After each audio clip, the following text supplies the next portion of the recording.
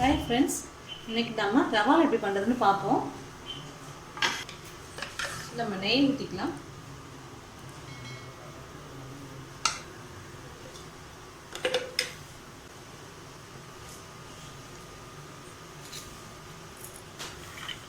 நெய் காஞ்சதும் நம்ம திராட்சை முந்திரி தான் போடுவோம்.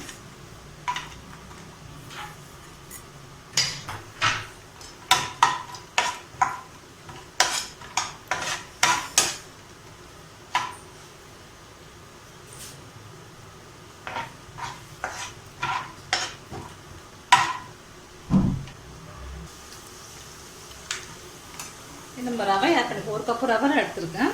ரவை இதில் நம்ம ஆட் பண்ணிப்போம். ஸ்டவ் மீடியம் ஃப்ளேமில் வச்சுக்கோங்க.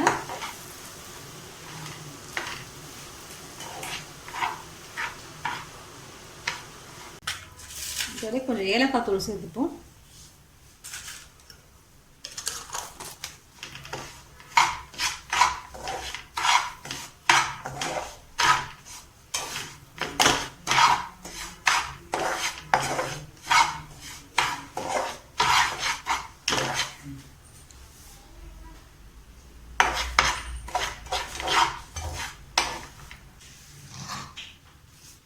ஒரு கப்புக்கு 3/4 கப்பு சர்க்கரை எடுத்துருக்கேன். ஆட் பண்ணிக்கோங்க. சுகர் நீங்கள் ஜாஸ்தி வேணும்னா நீங்கள் 1 கப்பு சர்க்கரையே போட்டுக்கலாம்.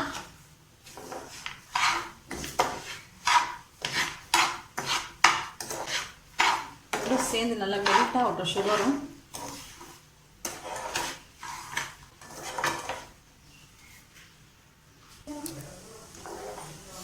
நல்லா வறுப்பட்டுடுச்சு. நம்ம இப்போ ஸ்டவ் ஆஃப் பண்ணிக்கலாம். கொஞ்சம் ஆறட்டும். ஆறுனாலும் கை பொறுக்கிற சூடு ஆறுனாலும் நம்ம கொஞ்சமாக பால் மிக்ஸ் பண்ணி நம்ம உருண்டை பிடிச்சிக்கலாம். இப்போ நம்ம ஆஃப் பண்ணிப்போம். வேறு பாத்திரத்துக்கு மாற்றிடுவோம். நம்ம இதில் கொஞ்சம் சூடு ஆறிடுச்சு. சூடு இருக்குது லேசாக.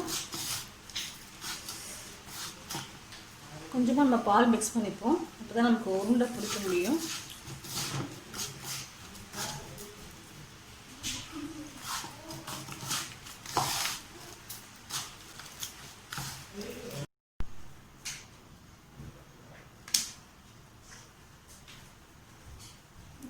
நம்ம இது மாதிரி எல்லாம் உருண்டை பிடிச்சிக்கலாம். நல்லா வருது. எல்லாம் உருண்டையும் நல்லாயிருக்கு. எல்லாம் மாவை இப்படி நான் உருண்டை பிடிச்சி வச்சுப்போம்.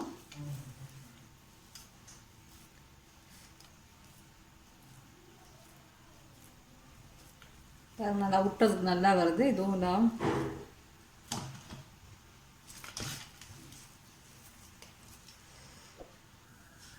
பாருங்கள். நம்ம ரவை லட்டு எல்லாம் ரெடி ஆகிடுச்சு. நல்லாயிருக்கு. ஒன்றும் அவ்வளோ நல்லா சாஃப்டாக சாப்பிட்றதுக்கு நீங்களும் ட்ரை பண்ணுங்கள். ரெசிபியை கமெண்ட்ஸ் சொல்லுங்கள். தேங்க்யூ.